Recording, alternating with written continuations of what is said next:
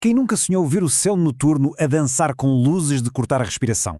Pois bem, esse sonho pode mesmo tornar-se realidade. Há um evento celestial espetacular a acontecer neste preciso momento e hoje vamos mergulhar a fundo para perceber o que é, porque é que acontece e, claro, como é que se pode assistir a este espetáculo.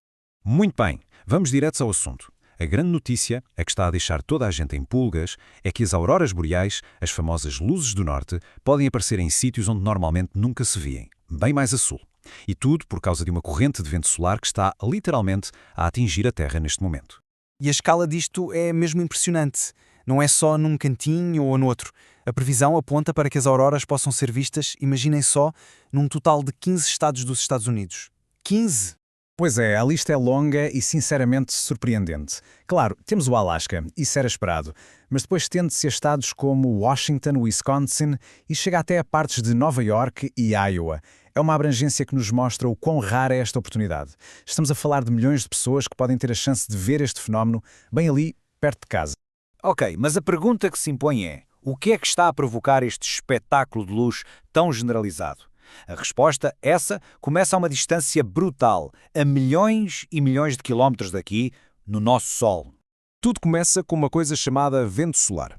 Pensem nisto. É como se o Sol estivesse constantemente a disparar um fluxo de partículas cheias de energia.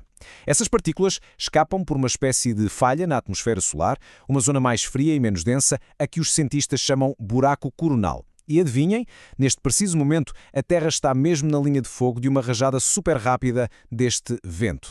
E o que acontece quando este vento solar choca com o nosso planeta? Bem, ele perturba o nosso campo magnético produtor, a magnetosfera, e provoca o que se chama uma tempestade geomagnética.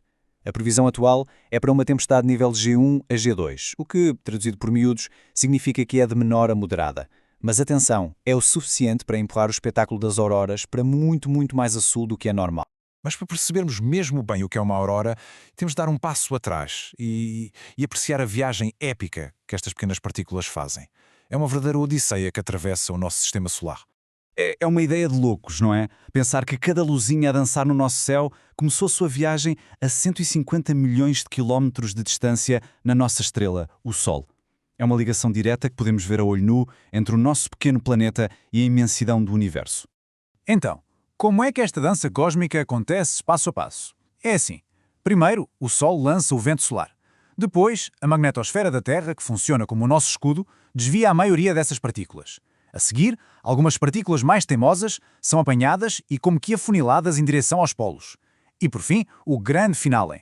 Essas partículas chocam com a nossa atmosfera e fazem-na brilhar. Ok, vamos agora focar-nos nesse último passo, porque é aí que a verdadeira magia acontece. Como é que um simples choque de partículas cria aquelas cores absolutamente deslumbrantes que vemos nas auroras?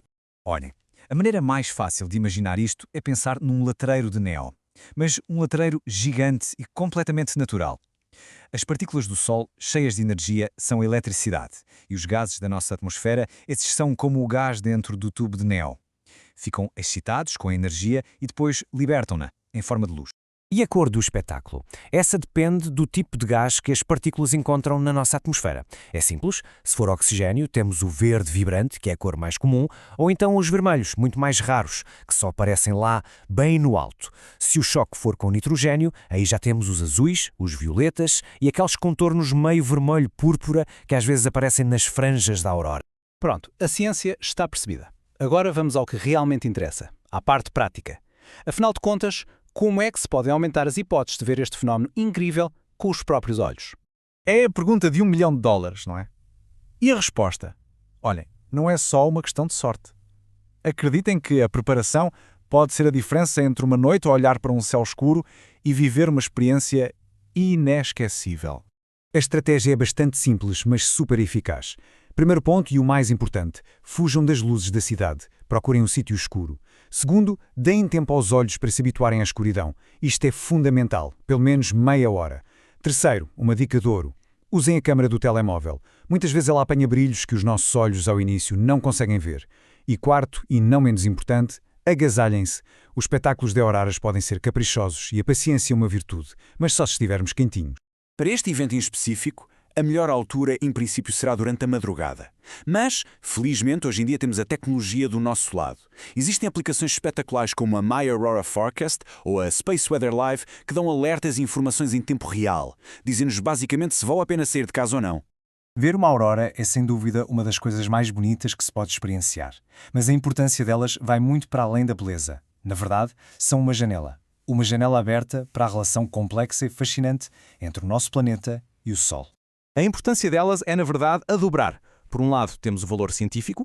As auroras são um laboratório natural gigante para estudar a física do plasma e uma ferramenta essencial para vigiar o tempo no espaço. Por outro lado, o valor cultural é imenso. Inspiraram mitos ao longo de séculos, desde as valquírias dos vikings até o facto de hoje serem um motor gigante para o turismo em sítios como a Islândia ou a Escandinávia. Mas há sempre um mas, não é? E aqui está o outro lado da moeda. A mesma energia que pinta o céu com estas cores fantásticas também pode ser bastante destrutiva para a nossa tecnologia. Tempestades geomagnéticas mais fortes podem avariar satélites, cortar comunicações e até causar apagões em massa. Por isso, estudar as auroras não é só por curiosidade. É também uma forma de nos protegermos e de prevenirmos estes riscos. E é com esta ideia que terminamos. Olhar para uma aurora é mais do que ver luzes bonitas, é testemunhar um encontro cósmico. É a prova, ali à frente dos nossos olhos, de que não estamos isolados. Estamos profundamente ligados à nossa estrela e a todo o universo. É um lembrete humilde da beleza e do poder imenso que, em silêncio, moldam o nosso mundo. Fica a pergunta no ar. Quando a energia de uma estrela dança no nosso céu, o que é que isso nos diz sobre o nosso lugar no universo?